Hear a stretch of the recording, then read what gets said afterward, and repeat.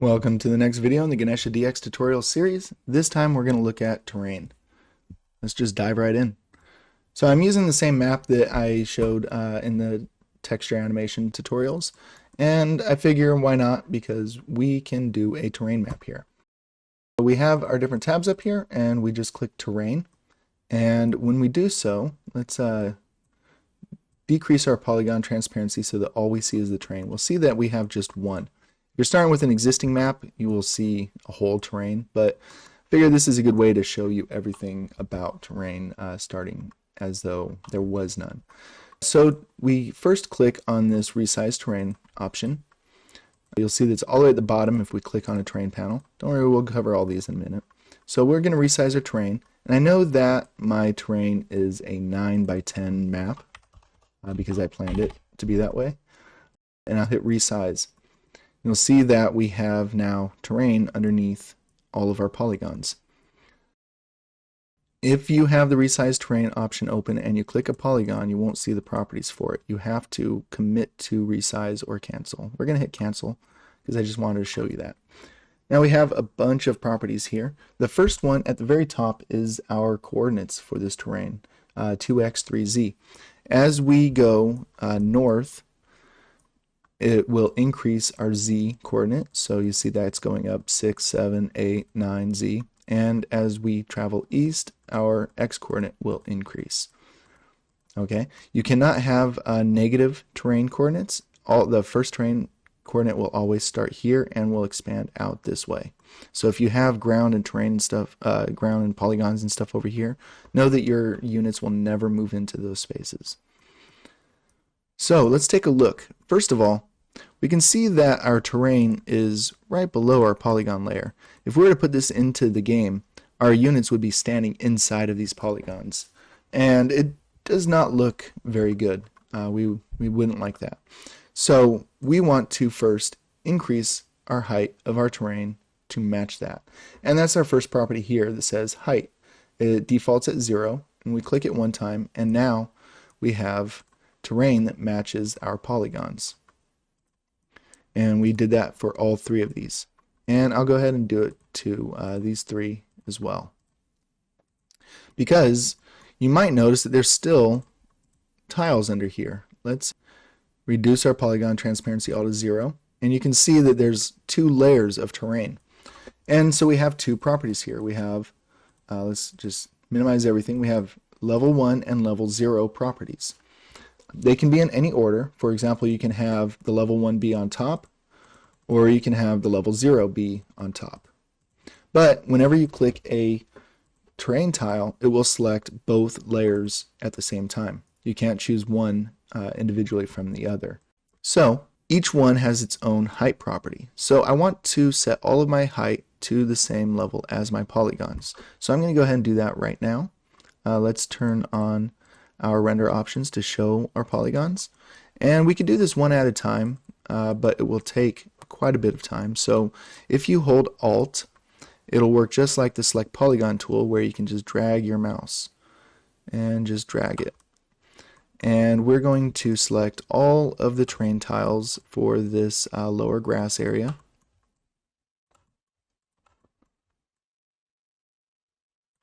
There we go.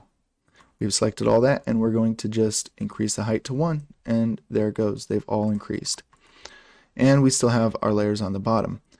For this, we want to increase both, or rather all 4 of these up to height level 2, so that it meets the top of there. And now we have these ramps. So how do we deal with the ramps? First, we'll set our height to 1, and now we have these 2 fields here, slope type and slope height. There are 3 types of slopes. You have standard incline ramps, you have convex slopes, and then you have concave slopes.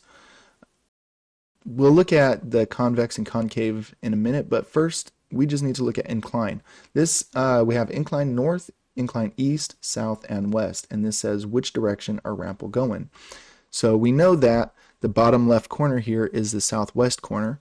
This is north, east, south, west. So we want these to incline in the east direction. So we'll do that, incline east. Now they haven't turned into ramps yet, and that's because we have to set our height for those ramps. it defaults at 0, but if you click it up by 1, it becomes 1. You can click it again, and now you have a ramp of 2. See, it's 1 terrain tile, but it goes up 2 elevations. 3, 4, 5, 6, 7. I don't know what the max on this is. It feels like you probably don't want to go too crazy with it. I'd be curious if you do go crazy with it, what kind of limits you find. One thing to note is that units can definitely stand on slope heights of 1. They can definitely stand on slope heights of 2. I'm not sure if they can stand on slope heights of 3 though. I don't know if a unit can stand on there. And I know that a unit definitely can't stand on a 4 or higher. So definitely 1 and 2, definitely not 4 and higher. Maybe 3? I don't know. I don't remember. Some tutorial guide I am, right? So we'll set these to 1, and then we'll do the same for these guys over here. We want to increase this by 1 and incline this time to the west and increase the slope height by 1. Looks like we missed a couple of these guys, so there we go. And we have set up our terrain to match our polygons for this entire area. So we'll go ahead and save that. Now, we have something interesting going on here. Well, first, actually, let's go ahead and just drop this in game. First, I want to set these to slope 0, just so that we can demonstrate what happens in that case. And these are also slope 0 already, so I can demonstrate that. So let's go ahead and save this. Let's look at what this looks like in game already, so you know what we're going to work with. Okay, so you can see that a lot of these units are standing on the ground. And if we take Ramza, we can move him into here. You'll see that we have, this is all slope 0. And if we move him in there, he like disappears into the, into that deck, right? That's not at all ideal. And same as if we move him over, oh, it's too far, right? He's standing on the ground here because this is where we set that. But when we move him here, he's like standing inside the deck. This is why we want our terrain layer to match our polygon layer, because that looks terrible. Now you'll notice too that if we keep our cursor held, let me turn off frame speed, you'll see that we're toggling between those two layers that we had before. That's also not something that we want. We want to be able to only walk on the surface and not inside the surface of these tiles. So let's take a look at what we do about that. Let's go ahead and set these back up to 1. We have a field here called Impassable and Unselectable, 2 fields. Now, Impassable means that your unit cannot stop on that square, so this would be, say, a chasm or something, but your unit can jump across that square. And Unselectable means that your unit's cursor, or that your cursor cannot even enter that terrain cell as you move your cursor around. If you want a unit to never be able to move into a cell, you would click both of them. And in this way, the unit will not jump over these tiles. They will always go around these tiles. And that's what we want. We don't want this on our top layer. We don't want it on that. We want it on the bottom one. We want our units to never be able to walk on these bottom tiles. So what we're going to do is just select all of these.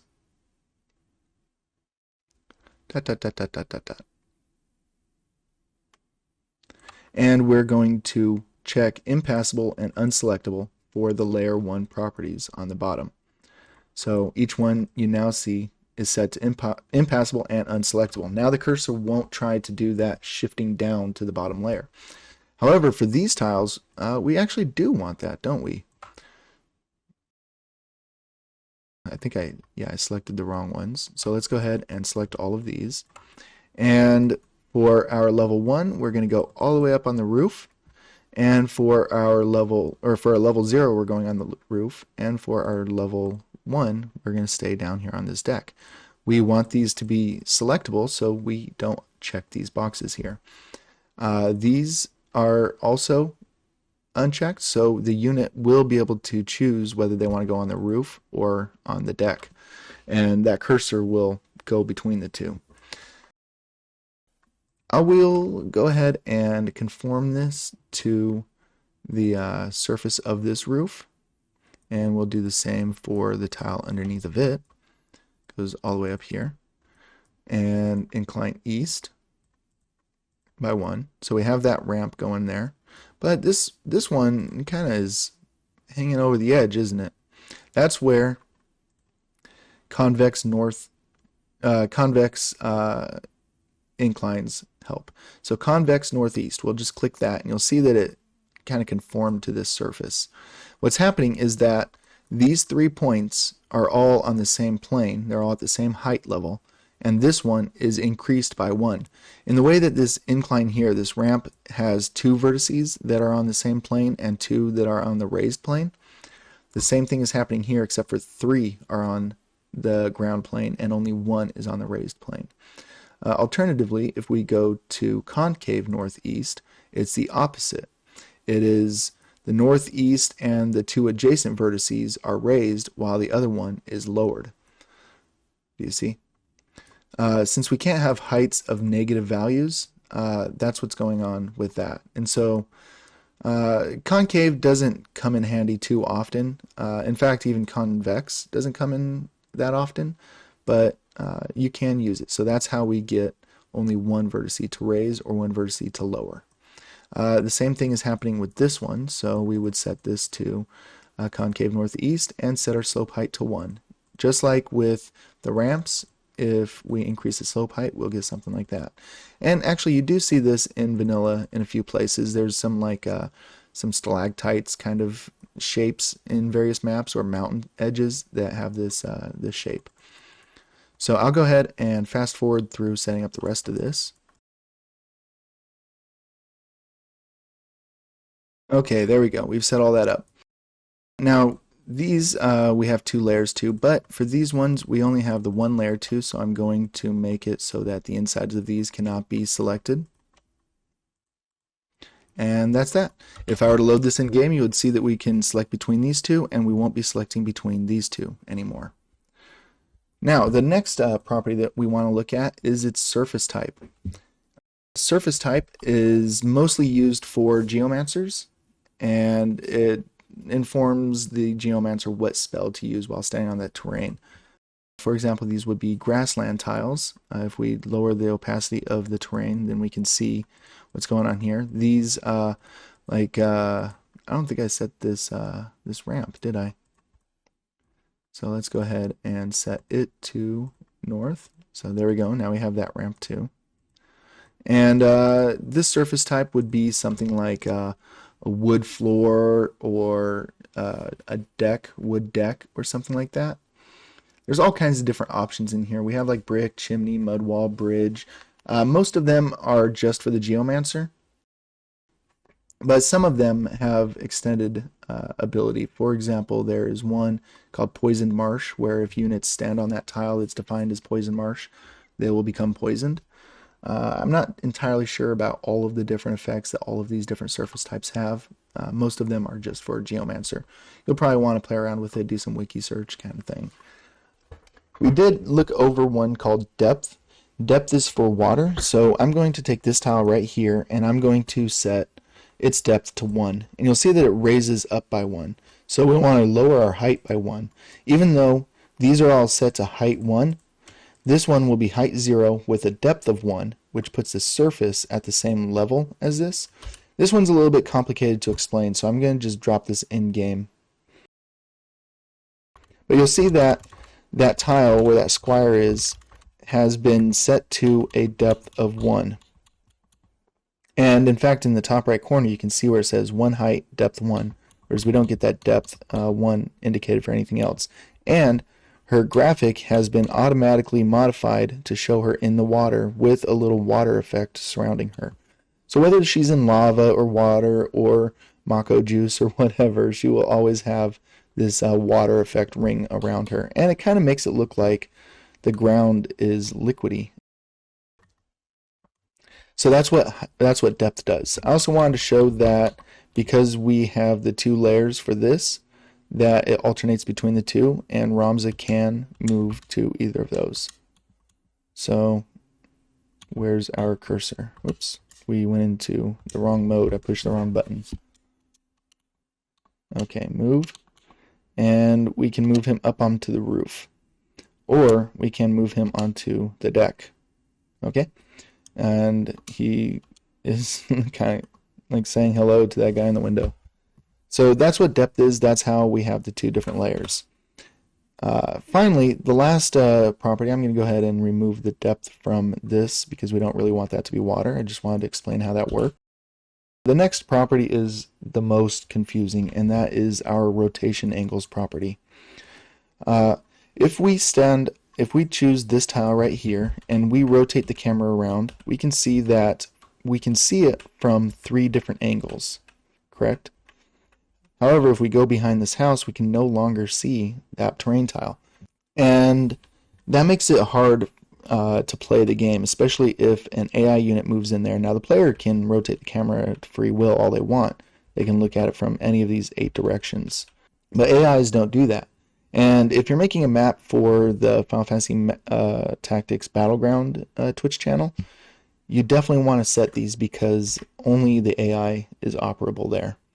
So, here's what happens. With this terrain tile, I am going to increase the terrain. Yeah, we just want a better mix of what's going on here so that we can see what's happening. The way that this works is if you are looking in this direction and you don't want the camera to stop when the camera is looking in that direction, we put a check mark there. So here we can see it from the northeast, we can see it when looking northeast, we can see it when looking northwest and southeast, but when looking southwest, we can't see that terrain anymore. So we will put a checkbox on that tile for southwest, both the top elevation and the bottom elevation, because we can't see it from either elevation, right? Whereas this tile, we can actually see it from the top elevation, but not the bottom elevation. So here we would probably only put the checkbox in when it's the bottom elevation. Let's take a look back at this polygon. So if the camera is facing southwest and a unit stops on this tile, the camera will automatically rotate to show that unit. And it does it by basically choosing one of these other rotation angles that's not checked. So if we had it like this, where only northwest is unchecked, and we looked at it from any direction other than northwest, if we looked at it from, if we're looking northeast, if we're looking southeast, southwest, no matter what, then it'll automatically snap it to northwest. And it'll never let us stop a move while looking from those other 3 directions. This is probably going to be easiest to explain with it in-game, and I'll do it to 2 of them. For one, this one I'm going to say that we can only look at it from the southeast, so this would be from this direction. Maybe southwest, yeah, let's do it saying northeast. We can only look at this tile when looking northeast. So we have these 2 tiles here. One is the water one and this one. So let's go ahead and load this in game and see exactly how this plays out. So we have Ramza here, and we have decided that it is this tile right here, right next to the ramp, isn't it? No, it's the one catty corner from the ramp. So if we move into this tile, and let's look at our properties, and we're looking southwest, we're going to rotate the camera automatically. So here we are looking southwest, and move him into that spot. Yeah, we'll move him into that spot. I'm pushing the wrong button. Okay, there we go. Move him into the right spot. And you wait here, you'll see that the camera automatically rotated to one of these other 3 directions. And let's go ahead and wait. Okay, guys, come on. Okay, you'll see that the camera just rotated automatically for us there. So it's this square is the one that we have set to be only only let the camera be rotated northeast on this tile. So we're gonna just rotate our camera, say just right here, and when we move into this square and stop, the camera has rotated to face northeast. Hopefully that clarifies it. We definitely want that. We don't want units walking behind where they can't be seen. Like say here, just can't be seen when looking at it northwest. This one can't be seen when looking at it northeast, and so on. When we go here to Resize Terrain, you cannot have your X or your Z axis greater than 17. If you set this, I believe X can go higher than 17, but I'm pretty sure 17 is a hard limit. I know that Z, no, I think it's on both of them. Neither Z or X can go over 17. If you try, it'll give you a warning that says AI tends to break down on maps where either axis is greater than 18 total tiles. Okay, I misspoke. It's 18 or higher. You can't, if your map is 20 tiles long, the AI tends to just kind of wander around. It doesn't know what to do. It doesn't go towards the enemies. Some of the units will, some of the units won't. Some of the units will just not take any action on their turn, no matter how close an enemy is to them. So, as a general rule of thumb, keep these 18 or under. Additionally, you cannot have these two be greater than 256. So if I set this to 16 by 16 and try to add another one in another direction, it doesn't work. However, if I take this down to 10, this will go all the way up to 25. The total number of terrain tiles that you can have can never be greater than 255. Or 256. That is the maximum number of tiles that you can have. So this would be the largest map that you can have in your game. Keep that in mind. In fact, if you try to resize the terrain greater than that, it just won't let you increase anymore. We can increase this to 17, 18, but not to 19, because 19 times 14 would be greater than 256. Okay, and finally there's one more aspect of terrain editing that is really important. You may remember that when we're showing off the terrain in the gameplay, as we moved ROMs around on the roof and on the deck and everything, that none of these polygons highlighted except for the one that we had our cursor over. So that's what we're going to look at now. Remember in our polygon tutorial that we talked about properties for our terrain and how polygons need something to match it. If we look at our polygons for our scene right now, we'll see that everything has an X and Z of 255 by 127. What this basically means is that because a terrain tile cannot be at 255, 127 distance, partly because the terrain won't go all the way to 255 or to 127, that these polygons will never be highlighted. Now this binds our polygon to the terrain. So let's see what we mean by that. First, we're going to look at these two here, and we'll look at our terrain layer. And we'll see that this is at 0x3z. So we go to our polygon and we say this should be 0x3z. And this one will be 0x4z, right? 0x4z. So we'll set this to 04z. And we're going to save this, and then we're going to drop this into our game. Okay. Now you'll see that when I select Ramza and tell him to move, that these two polygons are highlighted. This is because Ramza can actually move to these squares, and these are the only two polygons that we actually adjusted. We set this to these terrain elements in that matched up with these polygons. And you can see that nothing else is highlighting, even though all of this should be blue all the way around him. So I just wanted to show that real quick before we continued. I'm going to go ahead and close this, and we will take a look at it again when we're done with all of our terrain here. So, one fast thing that we can do is that we know that all of these polygons are on the X0, so we can type in X and hit enter, and it will apply it to all of these polygons. We're also going to do the same for this strip. This is a very time-consuming process, in all honesty. We know that these need to be highlighted if our player can go up on the roof. We're going to set all of these to X equals 1. But yeah, this is a pretty time-consuming process. It doesn't really get easier. You just get more used to it. And we'll set all these to 2.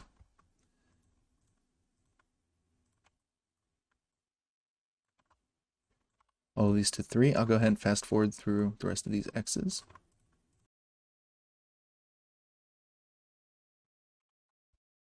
Okay, now that I'm done with the X coordinates, you'll see that everything has a proper X coordinate, but our Z is still 127 on all of these, so we'll do the same thing for all of these. We'll start at 0, set these to 1, and so on.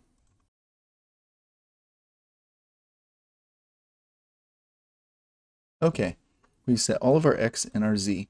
However, these both have the same xz, right? 2, 7. Well, these are using a higher level, so not that tab. We want this tab where we are, our level 0 is at the top on the roof, and our level 1 is around these deck. So we will just go here and set all of these to be level 1. We'll hit enter. Now let's drop this in game and see what it looks like. Okay, now when we choose Ramza and we say move, we'll see that it highlights every terrain square and every surface that Ramza can reach. Pretty straightforward, just want to make sure that you saw that. Now there's one pretty neat thing that you can do about this. You'll see that this edge here has not been highlighted. So what's really neat, and I will just show this as a little example. This is probably not something you actually want to do for most of the time, but you'll see.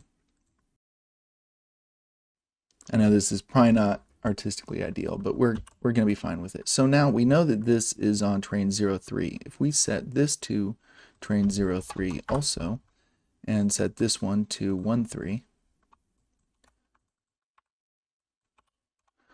and save it, we'll put it into game real quick. Okay, now we'll see that when we move Ramza over to here, it will select these two polygons that we added to that selection for the 13 and the 03, because it's technically a surface. If we had done a little bit better of a job setting this up to look more rounded or everything, it would be a little bit more convincing.